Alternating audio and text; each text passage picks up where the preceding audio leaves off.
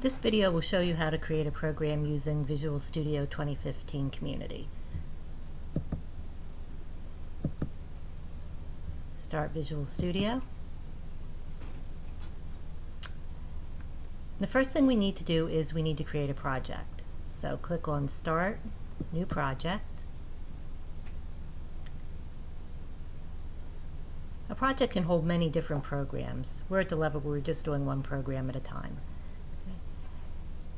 Expand Visual C++ if it isn't already, and then come down and choose Win32. And then come over here and choose Win32 console application. This is very important that you choose console application. That's the type that we're going to be creating. And then down here you need to give it a name.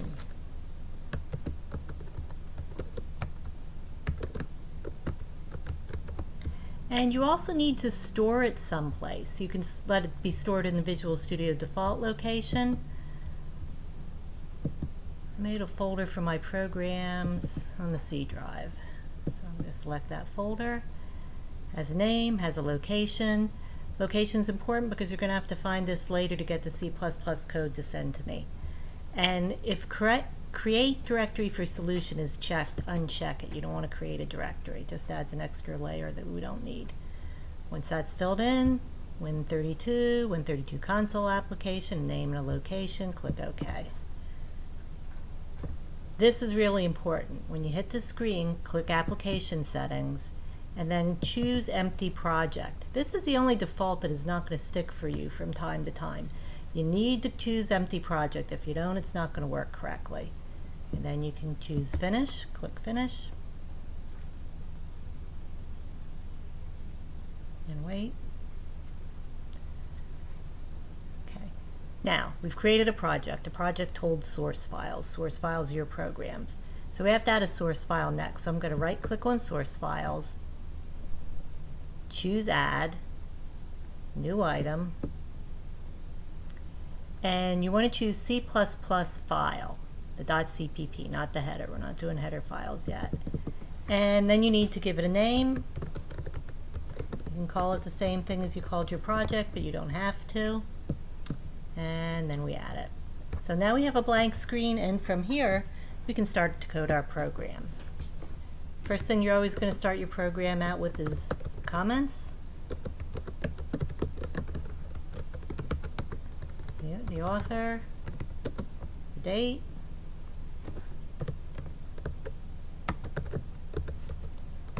what it does,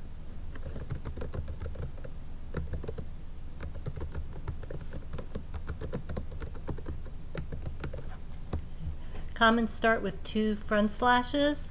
You know you've done it correctly if it turns green.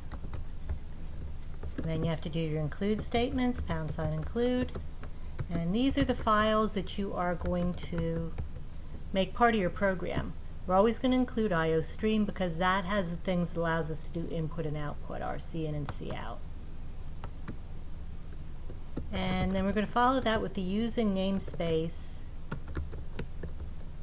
std command. What that does is that allows us to use the programs that are part of IOStream without having to qualify and say where they come from every time, a lot less typing. Now we're going to start our main function. We start with int because that's the type of data that it will be returning. And then main is the name of the function. Every C++ program must have a main function. This is where it starts running from.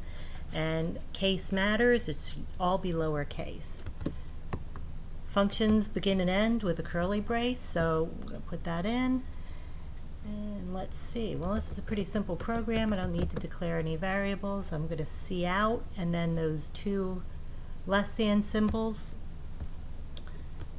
And then a double quote, and what I want to display on the screen.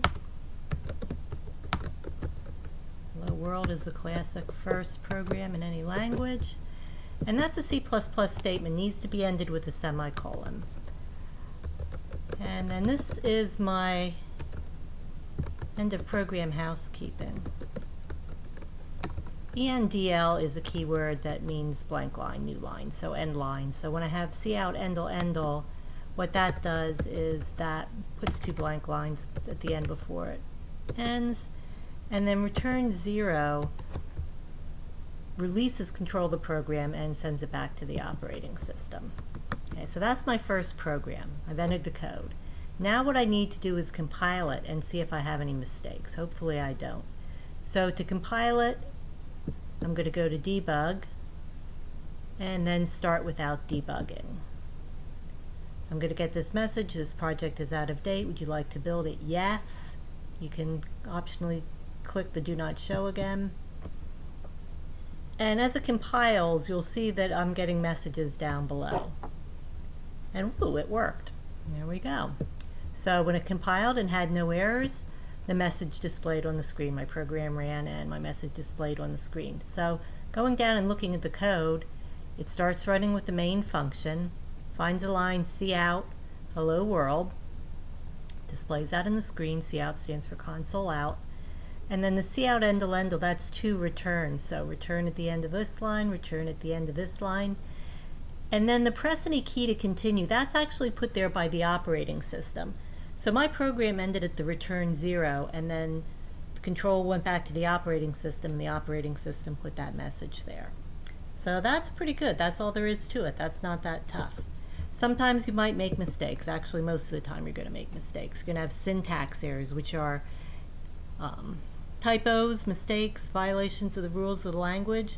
One of the most common is a missing semicolon. So let's see what happens if you forget to type a semicolon. Type my program, go debug, start without debugging. Would you like to build it? Yes, I would. Okay. If I have syntax errors, it'll say there were build errors. Would you like to continue and run the next successful build? No, I don't. I'm going to fix it. So if I come down here, I'll see my error messages. And here it is, expected a semicolon. Syntax error, missing semicolon before identifier cout. These will start to make a lot of sense after a while. If you click on that, you'll even get more help. If I click on the message, it will show me which line has the mistake. So when I double clicked on this message, it came up with a little mark there, and the line was highlighted, saying missing semicolon before identifier cout. Well, it expected there to be a semicolon before it got to this line. Okay. The semicolon should have been up here.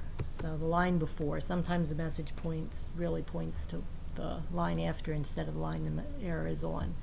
Let's try a different one. This one is another pretty common mistake. Sometimes people get those operators backwards. So let's see what that looks like. Whoa, build errors. Okay. Notice how this one gave me a whole bunch of mistakes. Okay. Very common. One error can cause a lot of different error messages. When you get multiple error messages, start with the first one. So you might have to scroll up, from your error messages till you find the first one. Sometimes you find the first one, then all the rest of them go away. This one I know off the top of my head because I do this a lot. But it kind of gives you hints there. I mean, it will make sense after a while. This is saying standard operator greater than, could not deduce template argument. Well, that's what it's basically saying is, I don't know what those mean. That's not part of this command. Should be these guys. So we fix that, and now it's good. So that's your quick introduction to how to write a program, your very first program. One thing you need to know too is how to submit the files to me. So I'm going to show you where the right file is. Close this up. I put this on the C drive of my computer in my C++ programs file. It makes a folder for my project, the Hello World folder. And then you see, there is a whole bunch of stuff in here. Okay. The one that you're going to submit to me is this one, the C++ source. Okay, the .cpp file. Not the project, not this one, not the SQL, but this one, the C++ source. C++ source. That is the one you're going to send to me. That's your source code. If you want to come back and modify your program, you do it by opening the project. So you submit the C++ file, you open the project, and there it is again. Okay, hope that helped.